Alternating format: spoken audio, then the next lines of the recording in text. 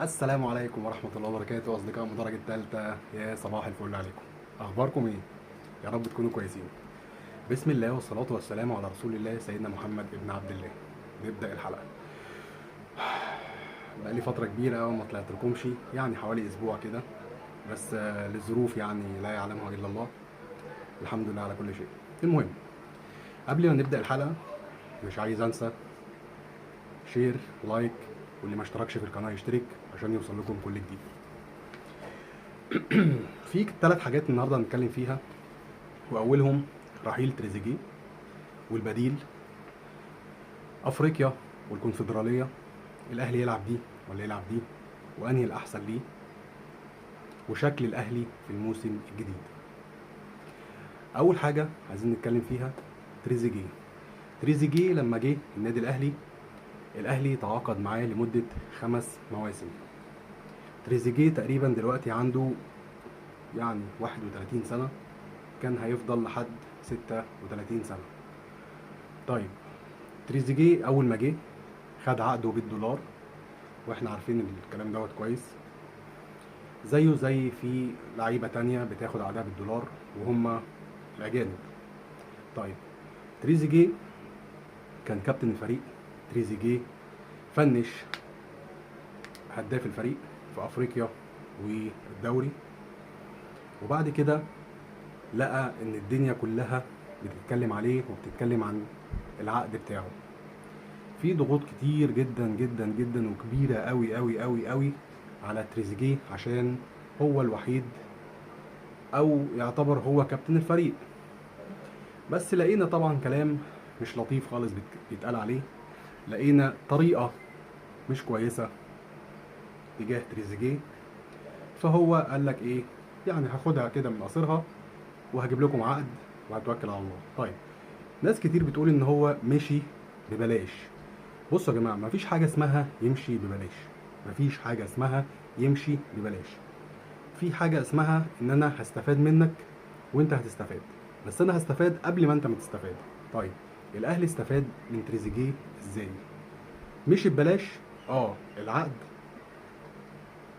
تريزيجيه هياخد الفلوس، لكن الاهلي مش هياخد فلوس من النادي السعودي. طيب، فين الفلوس اللي الاهلي خدها؟ او ايه الاستفاده اللي الاهلي استفادها من تريزيجيه؟ الاهلي استفاد من تريزيجيه في الاعلانات.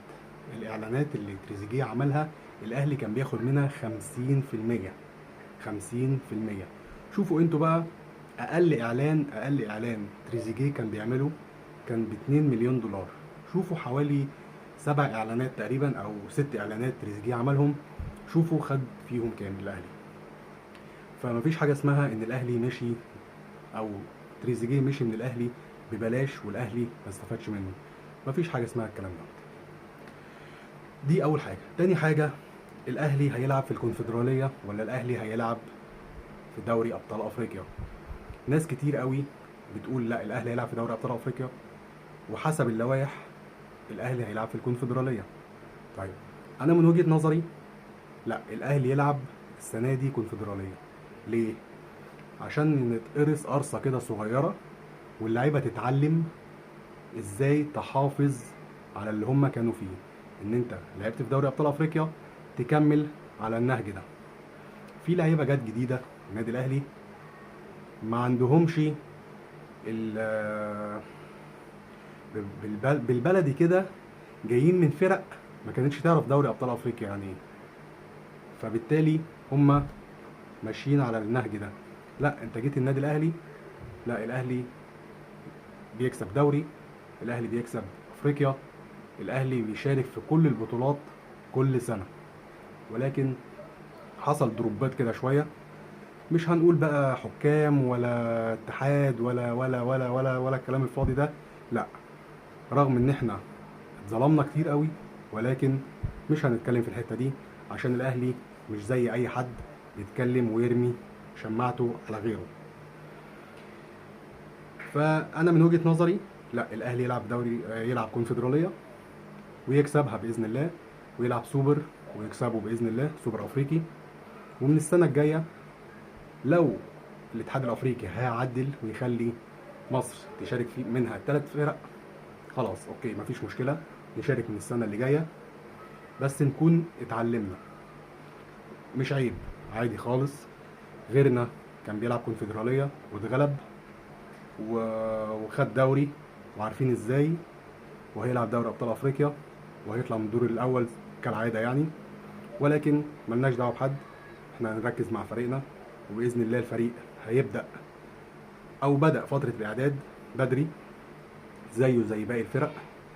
الاهلي ناوي باذن الله باذن الله على الدوري، ناوي على كاس مصر، ناوي ان هو ياخد الكونفدراليه، وباذن الله باذن الله السوبر الافريقي اهلاوي.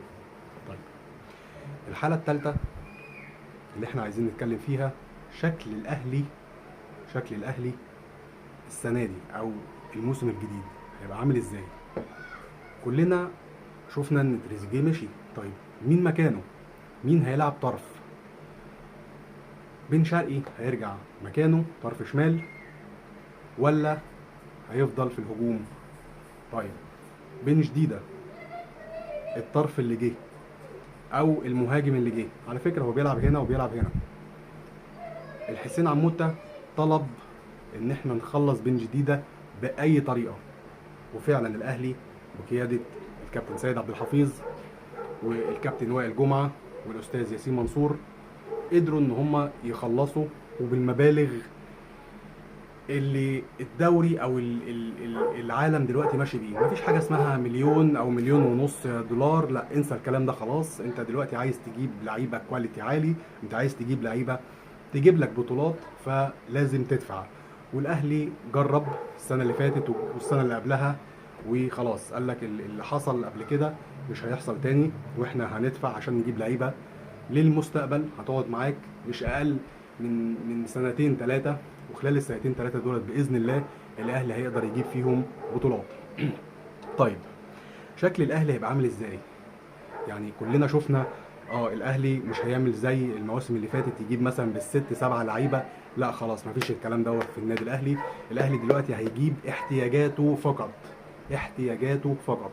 دلوقتي تقريبا احنا خلاص خلصنا مع بن جديده، خلاص خلصنا، و بكرار تقريبا خلاص خلصنا معاه.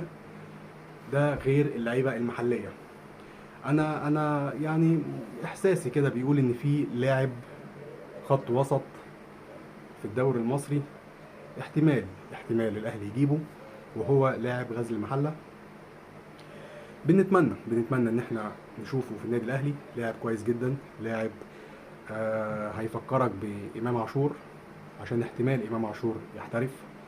الله اعلى واعلم، لسه مش عارفين. ولكن الاهلي طالب مبلغ كبير جدا في امام عاشور، زي وسام ابو علي بيجيب اللاعب بسين بيبيعه بصاد. احنا بنقدر نكسب في اللعيب كويس جدا جدا جدا جدا. طيب من السنه الجايه في ناس كتير بتقول لك شوبير ادى مباراه كويسه جدا جدا مع كاس مع المنتخب، يا ترى هيرجع هيلعب الشناوي ولا شوبير؟ انا من وجهه نظري ان شوبير هيكمل. في اليمين محمد هاني كالمعتاد. احمد عيد انا من وجهه نظري انا مش مقتنع خالص باللاعب دوت، وكنت رافض فكره التعاقد معاه، ولكن خلاص اللي حصل حصل. هاني في اليمين، جنبيه ياسر ابراهيم، جنبيه هادي رياض، وهادي رياض هيعمل موسم قوي جدا جدا جدا مع النادي الاهلي، رغم ان هو ما انضمش للمنتخب، ولكن هو لاعب كويس جدا جدا جدا. هادي رياض جنبيه يوسف بالعمري. قدام يعني هي تقريبا هي نفس اللعيبه، ولكن هيزيد عليهم 2 3 بالكتير قوي. قدامهم مروان عطيه، جنبيه امام عاشور، يا اما قدامه وامام عاشور. طبعا اطراف بقى احنا هنشوف بقى بكرار ولا بن جديده ولا بن شرقي وزيزو ناحيه اليمين، وقدام هنشوف هينزلوا بن شرقي ولا بن جديده ولا بكرار. هنشوف حسب الخطه وحسب الحسين عموته هيعمل ايه. اللي احنا عارفينه ان حسين عموته قافل تماما تماما تماما على اللعيبه.